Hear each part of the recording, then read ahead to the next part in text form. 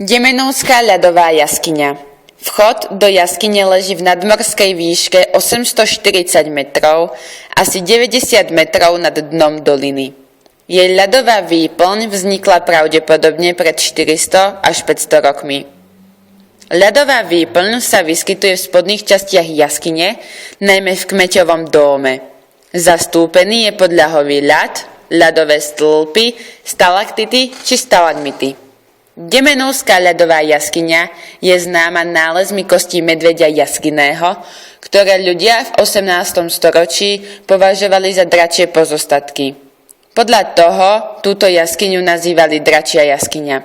V jaskyni žije 10 druhov netopierov.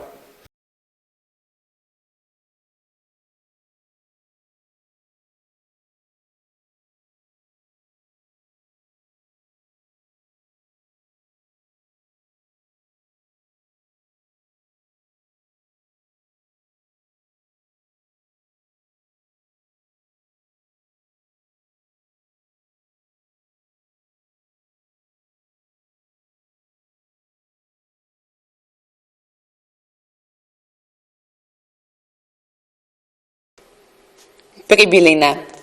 Múzeum Liptovskej dediny je obrazom stredovekého sídla s výsadami a právami mestečiek.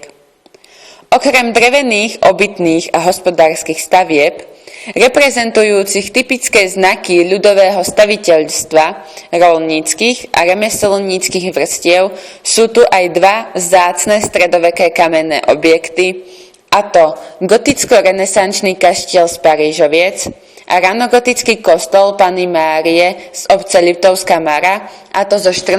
a 15. storočia.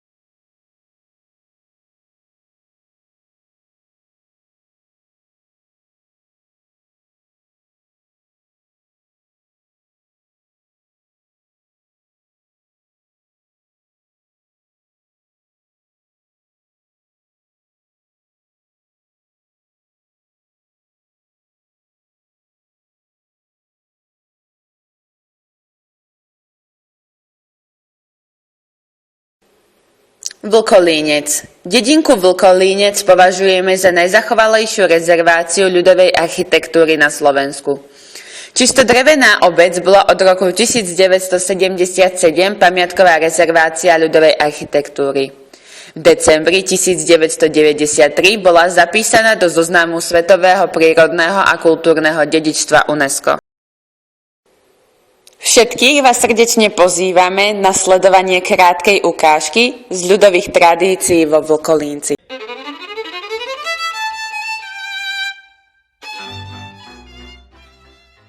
V hlboké doline slnka vodu pije.